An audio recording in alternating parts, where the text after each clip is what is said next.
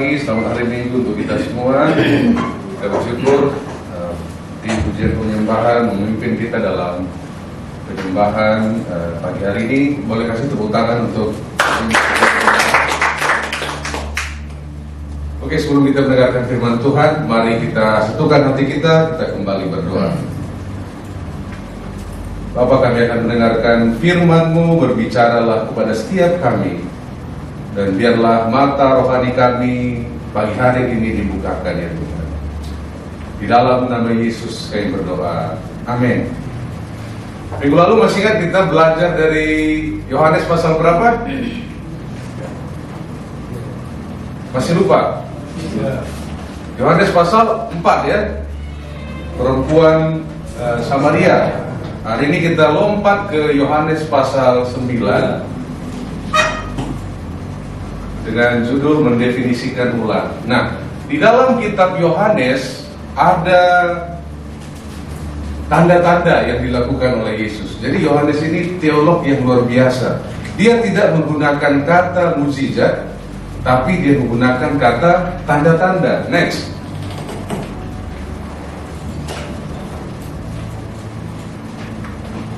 Next, ya maklum lagi puasa. Di Yohanes pasal 2 ayat 11, hal itu dilakukan Yesus di Kana yang di Galilea sebagai yang pertama dari tanda-tandanya. Tanda yang pertama, air menjadi anggur di pernikahan di Kana. Yang pertama dari tanda-tandanya. Jadi ada berapa tanda di kitab Yohanes? Nanti kita akan tahu. Amin. Oke. Nah, next. Nah, apa artinya tanda? Kalau kita baca tanda this way ke Brastagi gitu kan, kita nggak berhenti di tanda itu dan terpesona. Wih, Brastagi ada tulisannya gitu, nggak kan? Kalau kita hanya terpesona di tanda, maka kita sampai nggak ke tujuan. Tidak, tanda itu hanya menunjukkan sesuatu yang lebih penting. Makanya Yohanes menggunakan kata tanda-tanda. Dia tidak mengatakan mukjizat, oke? Dia mengatakan tanda-tanda. Kenapa? Karena tanda-tanda itu menunjuk kepada sesuatu yang lebih penting. Jadi kalau ada yang ke Brastagi, tiba-tiba di Panco sana ada tulisan Brastagi, wah sampai, wih indahnya itu, nggak ada ya? Nggak ada, pasti hanya langsung lewat. Next. Sama seperti kita ke Pasar 3, ke warung di Aceh, kan ada menunya kan? Menu hanya menunjukkan apa yang ada di restoran itu. Nggak mungkin lah, ini menunya ya ini yang kita makan, nggak kan? Kita hanya pilih, oh aku pengen apa? Mie Aceh yang pedas, yang kering. Nggak kita makan kertasnya. Kenapa? Karena itu hanya sebagai tanda. Tanda untuk menunjukkan sesuatu yang lebih penting. Next. Jadi tanda-tanda yang ada di kitab Yohanes ini dari pasal 2 sampai 12 menunjukkan kepada Yesus. Siapa? Ini yang lebih penting daripada tanda-tanda itu. Brastagi jauh lebih indah daripada tulisan Brastagi. Jadi Yesus jauh lebih indah daripada tanda-tanda itu. Jadi tanda apa aja yang ada di kitab Yohanes? Next. Ada 7 tanda di dalam kitab Yohanes. Ingat ya, berapa? 7 tanda. Oke, next. Yang pertama, perkawinan di Kana, air menjadi anggur. Yang kedua, di Kana lagi Yesus menyembuhkan anak pegawai istana. Yang ketiga, Yesus menyembuhkan orang lumpuh 38 tahun di kolam. Ya, nanti dibaca. Oke, next. Yesus memberi makan 5.000 orang. Nah, ini tanda yang keempat ini ditulis di keempat Injil. Ini satu-satunya yang ditulis di Matius, Markus, Lukas, dan Yohanes. Next. Yesus berjalan di atas air. Yang keenam, Yesus menyembuhkan orang yang buta sejak lahirnya. Ini yang akan kita pelajari. Yang terakhir, Lazarus dibangkitkan. Nah, ini semuanya tanda untuk menunjukkan siapa Yesus. Jadi sekali lagi, tanda menunjukkan kepada sesuatu yang lebih penting. Next. Hari ini kita akan belajar Yesus menyembuhkan orang yang buta sejak lahirnya. Dan ini bukan kali pertama Yesus menyembuhkan orang buta. Di Matius pasal 9 Yesus melakukannya. Tapi yang ini menjadi unik. Kenapa? Karena orang ini buta sejak lahir. Next. Waktu Yesus sedang lewat, saya percaya Yesus sudah lewat beberapa kali dan sudah melihat orang yang buta ini. Ia melihat seorang yang buta sejak lahirnya. Kalau melihat kondisi seperti ini, apalagi background orang Yahudi yang percaya bahwa kalau ada hal yang buruk di dalam hidup kita selalu berhubungan dengan dosa. Itu yang diajarkan oleh guru mereka. Pasti di dalam pikiran mereka, di dalam murid-murid, pasti dosa siapa ini. Dan kalau hal yang buruk yang terjadi, kita juga bertanya, mengapa terjadi kesulitan, mengapa terjadi tantangan. Benar ya? Ini yang ditanyakan oleh murid-murid. Next. Murid-murid bertanya kepadanya, Rabi, siapakah yang berbuat dosa? Orang ini sendiri atau orang tuanya, sehingga ia dilahirkan buta. Ini dosa siapa? Nah, tidak semua hal yang sulit kita alami berhubungan dengan dosa yang kita lakukan. Contohnya siapa? Ayub. Benar kan?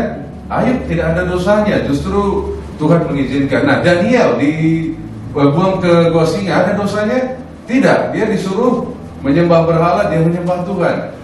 Tidak semua hal buruk yang kita alami karena dosa yang kita buat, tapi dosa pasti mengakibatkan hal yang buruk. Nah, jadi murid-muridnya bertanya, ini dosa siapa? Ini sudah wajar, ini adalah teologia orang Yahudi. Ini dosa siapa? Sama halnya ketika kita menghadapi kesulitan, kenapa ini terjadi? Gempa bumi di Turki itu menewaskan 57.000 orang. Itu banyak sekali, itu seperempat dari yang di Aceh. Dan perang di Ukraina itu, orang Ukrainanya aja sudah 100.000 orang yang meninggal. Tentunya banyak jawaban yang sulit untuk ini. Tapi ada seorang teolog next yang berkata, Dick Donovan, masa-masa sulit dalam hidup kita terkadang memberi kita kesempatan khusus untuk memberkati orang lain. Ketika kita menanggung kesulitan kita dengan iman, orang-orang di sekitar kita mendapati diri mereka diberkati oleh iman kita, diberkati oleh keberanian kita, diberkati oleh kasih kita di bawah tekanan. Masa-masa sulit kita dapat menjadi lahan subur yang darinya muncul berkat-berkat. Kalau kita nggak pernah mengalami depresi, bagaimana kita berbicara kepada orang yang pernah mengalami depresi? Kalau kita nggak pernah menghadapi tantangan rumah tangga, pernikahan, bagaimana kita berbicara tentang tantangan pernikahan kepada orang lain? Jadi terkadang kesulitan ini membuat kita terkualifikasi ya untuk berbicara kepada orang lain. Dan apa jawaban Yesus? Yesus berkata demikian. Jawab Yesus, bukan dia dan bukan juga orang tuanya, tetapi supaya pekerjaan-pekerjaan Allah dinyatakan di dalam dia. Nah, Yesus nggak berkata dia sengaja dibuat begitu biar menunjukkan kemuliaan. Yesus mengatakan hal yang buruk, kesulitan yang kita alami, Tuhan dapat gunakan untuk menyatakan kemuliaannya. Dan saudara bayangkan yang lahir buta ini tidak tuli. Benar ya? Dia dengar mereka datang, dan waktu mereka datang, suara kakinya datang. Ini dosa siapa ini? Kira-kira perasaan Anda bagaimana kalau kita menjadi dia? Pahit ya? Dan saya percaya itu bukan pertama sekali dia mendengar. Dari sejak kecil dia sudah hidup tergantung kepada orang lain. Dia merasa tertolak. Dan dia juga tidak punya jawaban. Dosa siapa? Dia nggak bisa jawab. Tapi tiba-tiba dia mendengar Yesus berkata, bukan dia dan bukan juga orang tuanya. Mungkin waktu dia dengar ini juga, bukankah hidupku ini sepertinya kegagalan Tuhan? Mungkin dia bisa bertanya seperti itu, berkata seperti itu. Tetapi supaya pekerjaan-pekerjaan Allah dinyatakan di dalam dia, hari itu dia mendengar sesuatu yang berbeda. Sesuatu yang tidak didengar dari orang yang lewat, orang yang mungkin memberikan sedekah kepadanya. Supaya pekerjaan-pekerjaan Allah dinyatakan di dalam dia. Dan apa yang terjadi kemudian? Setelah ia mengatakan semuanya itu, ia meludah ke tanah dan mengaduk ludahnya itu dengan tanah, lalu mengoleskannya pada mata orang buta tadi dan berkata kepadanya, pergilah, basuhlah dirimu dalam kolam Siloam. Siloam artinya apa? Yang diutus. Siapa yang diutus? Yesus. Maka pergilah orang itu yang membasuh dirinya lalu kembali dengan matanya sudah melek. Nah, bayangkan saudara sekali lagi orang buta, dan dikatakan ini dosa siapa? Setelah itu, gitu kan, keluarkan ludah kan, dibuat lumpur. Nah, ini sudah dilecehkan ya, dari perkataan, diludahi lagi gitu kan. Kalau kita kalau pekerjaan Tuhan demikian di dalam hidup kita, apakah respon kita? Apakah kita percaya itu pekerjaan Tuhan, atau kita pikir itu pekerjaan setan? Ini enggak karpet merah, enggak dibilang maka Tuhan berjalan, enggak. Ini sangat rendah, rendah sekali. Yesus meludah. Nah, kenapa Yesus harus meludah tanah? Ada banyak teolog yang beri komentar tentang ini. Yesus meludah di tanah untuk menunjukkan bahwa sebagaimana kita diciptakan dari tanah, Yesus ingin menunjukkan bahwa Dia adalah Allah yang sama, yang berkuasa menggunakan tanah dan menyembuhkannya. Itu kata teolog. Tapi bagi orang buta ini sesuatu yang aneh sebenarnya. Tapi dalam keanehan dia justru merespon, dan dia pergi dan tidak sembuh seketika itu juga. Yang di Matius pasal 9 sembuh seketika itu. Ini nggak sembuh, dia harus berjalan ke kolam Siloam. Dia percaya itu, dan ketika dia basuh dirinya, dia kembali matanya dalam keadaan melek. Kemana dia dibasuh? Ke kolam Siloam. Ini berbicara tentang baptisan. Ketika kita menenggelamkan diri kita ke dalam kehidupan Kristus, semakin sama seperti Kristus, maka kita akan mampu melihat lebih lagi secara rohani. Dan dia datang dalam keadaan melek. Dia sejak lahir sudah buta, dan hari ini dia melihat betapa sukacitanya dia ya.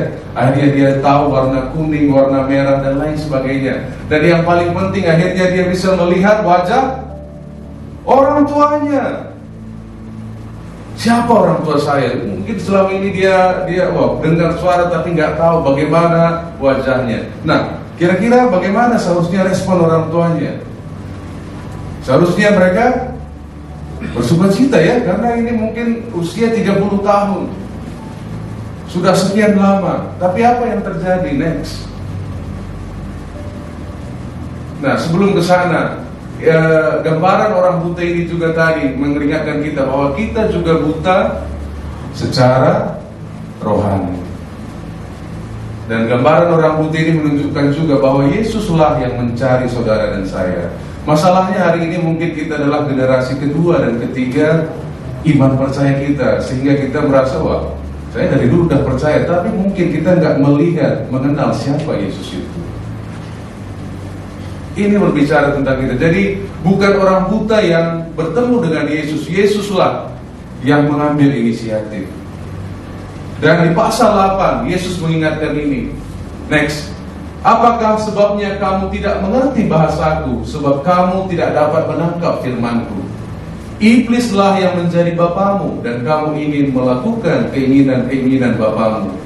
Ia adalah pembunuh manusia sejak semula, dan tidak hidup dalam kebenaran. Sebab di dalam dia tidak ada kebenaran. Apabila ia berkata dusta, ia berkata atas kehendaknya sendiri, sebab ia adalah pendusta dan bapa segala dusta. Yesus berbicara kepada orang Yahudi. Artinya secara lahir kita buta secara rohani. Dan mungkin saudara merasa, enggak, aku melihat, aku sudah dilahirkan Kristen, tapi tanpa cahaya bisa enggak kita melihat? Pernah mengalami mati lampu waktu sedang tidur? Ya, kalau mati lampu sedang tidur, kadang-kadang saya pikir penglihatan saya yang rusak. Sampai dia cari sumber cahaya, oh enggak, di sana ada lampu yang menyala. Tanpa cahaya kita nggak bisa melihat, karena yang kita lihat ini adalah pantulan cahaya. Itu makanya Yesus berkata apa? Next. Akulah terang dunia. Barang siapa mengikut aku, ia tidak akan berjalan dalam kegelapan, melainkan ia akan mempunyai terang hidup. Tanpa cahaya kita tidak bisa melihat apa-apa. Dan kita lihat apa respon orang tuanya. Orang tuanya buta, tanda petik, karena ketakutan. Dan akhirnya orang Farisi menanyakan kepada orang tuanya, inikah anakmu yang kamu katakan bahwa ia lahir buta? Kalau begitu bagaimanakah sekarang dapat melihat?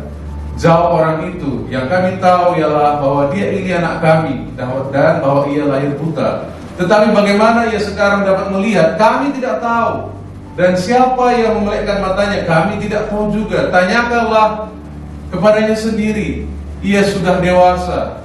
Ia dapat berkata-kata untuk dirinya sendiri. Orang tuanya buta, kenapa? Karena ketakutan dikeluarkan dari lingkungan orang Yahudi. Mereka dikejar. Akhirnya nggak bisa melihat. Nggak harusnya bersyukur anaknya bisa melihat. Daripada dikeluarkan, ya mendingan ya tanyakan aja lah sendiri. Seharusnya bersuka cita. Bagaimana dengan tetangganya? Bagaimana dengan orang yang mengenalnya sejak kecil? Next. Tetapi tetangga-tetangganya dan mereka yang dahulu mengenalnya sebagai pengemis berkata, bukankah dia ini yang selalu mengemis? Ada yang berkata, benar, dialah ini. Ada pula yang berkata, bukan, tetapi ia serupa dengan dia. Orang itu sendiri berkata, benar, akulah itu. Untuk pertama kalinya tetangganya bertatapan mata dengannya, dan mereka tidak mengenalnya. Kenapa? Karena tetangganya mungkin merasa ya yang terbaik, yang bisa orang buta ini miliki adalah menjadi pengemis selama-lamanya. Mereka tidak pernah percaya bahwa Tuhan boleh berkarya dalam hidupnya dan akhirnya membuat dia dapat melihat. Bagi tetangganya inilah yang benar itu ya dia di sana. Makanya mereka tidak mengenalnya lagi. Seringkali waktu kita mengalami perubahan di dalam hidup kita, si ini sudah pelayanan gitu kan. Nah, kalau ingat dulu begini kayaknya nggak mungkin lah. Kenapa? Karena masa lalu seringkali dijadikan orang patokan siapa kita. Dan yang ketiga, next, orang Farisi buta karena prinsip.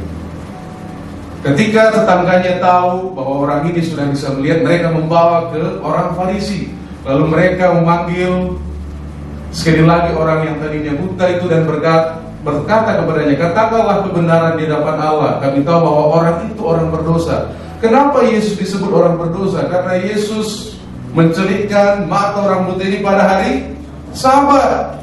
Jadi kalau melakukan pekerjaan hari Sabat pasti orang berdosa. Itu prinsip mereka. Kenapa? Karena hari Sabat harus beristirahat. Bagi orang Yahudi, peraturan lebih penting daripada orang. Bagi Yesus, orang lebih penting daripada peraturan. Dan yang buta tanya, apakah orang itu orang berdosa? Aku tidak tahu. Tetapi satu hal aku tahu, yaitu bahwa aku tadinya buta dan sekarang dapat melihat. Next. Nah ini, maka kata sebagian orang-orang Farisi itu, orang ini tidak datang dari Allah, sebab ia tidak memelihara hari Sabat. Sebagian pula berkata, bagaimanakah seorang berdosa dapat membuat mujizat yang demikian? Mereka dibutakan oleh prinsip yang mereka sudah percaya. Saya nggak tahu apa yang sudah menjadi default kepercayaan kita hari ini. Tentunya kita hidup di dunia yang jatuh di dalam dosa. Ada dosa yang mempengaruhi cara kita berpikir, cara kita melihat, baik secara fisik dan juga secara rohani. Dan itu menjadi kepercayaan kita. Ini menjadi kepercayaan mereka. Seharusnya orang bersuka cita ya, orang melihat keajaiban. Mereka melihat ini sebagai suatu dosa. Next. Lalu next, sekali lagi. Nah, nggak berhenti di situ, sambil mengejek mereka, berkata kepadanya, engkau murid orang itu, tetapi kami murid-murid Musa. Kami tahu bahwa Allah telah berfirman kepada Musa, tetapi tentang dia itu kami tidak tahu dari mana ia datang. Nah, sebelum ini saking keselnya karena ditanya lagi, orang buta ini respon, kenapa tanya lagi bagaimana cara dia? Mereka selalu tanya, bagaimana caranya menyembuhkannya? Pertanyaannya salah, pertanyaannya harus siapa yang menyembuhkan? Dan dia karena marahnya, kenapa selalu tanya, kamu pengen jadi muridnya ya gitu? Dan mereka jawab, enggak, kami ini murid Musa. Kalau orang itu kami nggak tahu dia dari mana. Dan ini respon orang buta. Next. Aneh juga bahwa kamu tidak tahu dari mana ia datang, sedangkan ia telah memelekkan mataku. Kita tahu bahwa Allah tidak mendengarkan orang-orang berdosa, melainkan orang-orang yang saleh dan yang melakukan kehendak-Nya. Next. Dari dahulu sampai sekarang tidak pernah terdengar bahwa ada orang yang memelihkan mata orang yang lahir buta, jikalau orang itu tidak datang dari Allah. Ia tidak dapat berbuat apa yang fakta yang dinyatakan benar, kan? Lalu apa respon orang Yahudi, orang Farisi? Next. Jawab mereka, engkau ini lahir sama sekali dalam dosa, dan engkau hendak mengajari kami. Lalu mereka mengusir dia keluar. Matanya dicelikkan membuat dia tertolak. Dia melihat Yesus, dia ditolak oleh sekitarnya, bahkan keluarganya, bahkan orang Farisi agama yang seharusnya menerimanya. Next. Dan Yesus mendengarnya bahwa ia telah diusir keluar oleh mereka. Kemudian dia bertemu dengan dia dan berkata, percayakah engkau kepada Anak Manusia? Jawabnya, siapakah dia Tuhan, supaya aku percaya kepadanya? Nah, inilah perjumpaan yang paling penting, lebih penting daripada dia tercelik matanya. Kenapa? Akhirnya dia percaya kepada Yesus. Next. Kata Yesus kepadanya, engkau bukan saja melihat dia, tetapi dia yang sedang berkata-kata dengan engkau, dialah itu. Katanya, aku percaya Tuhan. Lalu ia sujud menyembahnya. Dan ini adalah perjumpaannya yang kedua kepada Yesus. Dan kali yang kedua, dia melihat secara rohani. Hari ini kita semua datang, kita bisa melihat secara fisik. Saya berdoa kita juga bisa melihat Tuhan secara rohani. Next. Nah, ada seorang yang kecanduan dengan alkohol, ya, kecanduan dengan alkohol, selalu minum whisky, dan dia konsultasi ke dokter, dan dokter next berusaha menjelaskan kalau kamu selalu minum whisky, bla bla bla bla bla bla bla gitu, tapi nggak pernah masuk akalnya dan selalu kembali datang minta obat kepada dokter. Dan akhirnya dokter ini berinisiatif bagaimana caranya agar dia bisa melihat apa yang diakibatkan oleh alkohol ini. Next, maka dia ambil sebuah cacing tanah dan dia ambil 2 gelas cairan. Yang pertama itu air putih, yang kedua whisky. Kemudian dia memasukkan cacing tanah ke dalam air. Nah, cacing tanah di dalam air happy, tidak terjadi apa-apa. Dan kemudian di hadapan pemabuk ini yang suka mabuk ini tadi, dia masukkan cacing tanah ke whisky. Nah, cacing tanah mulai tidak enak, nggak nyaman, lama-lama mati. Akhirnya dokter bertanya, apa yang kamu lihat? Nah, pemabuk ini berkata, dokter jadi menunjukkan bahwa jika kita minum whisky, kita akan bebas dari cacing. Kenapa? Karena kita melihat apa yang ingin kita lihat. Bagaimana kita melihat dipengaruhi oleh dosa. Kita hidup di dunia yang sudah jatuh di dalam dosa. Kita pengen melihat apa yang ingin kita lihat. Nah, hari ini kalau saudara berkata, Tuhan, aku tidak memiliki iman dan lain sebagainya, aku tidak melihat secara rohani, enggak jadi masalah. Next. Karena ini yang ditekankan Yesus di ayat terakhir pasal ini. Kata Yesus, aku datang ke dalam dunia untuk menghakimi, supaya barang siapa yang tidak melihat dapat melihat, dan supaya barang siapa yang dapat melihat menjadi buta. Kata-kata itu didengar oleh beberapa orang Farisi yang berada di situ, dan mereka berkata kepadanya, apakah itu berarti bahwa kami juga buta? Jawab Yesus kepada mereka, sekiranya kamu buta, kamu tidak berdosa. Tetapi karena kamu berkata, kami melihat, maka tetaplah dosamu. Karena dia merasa dia melihat, tapi tidak percaya kepada Yesus. Dia melihat mujizat, tapi tetap saja hatinya tidak percaya kepada Yesus. Pagi hari ini, mari kita definisikan ulang apa yang kita percaya, apa yang kita lihat, dan terlebih penting secara rohani.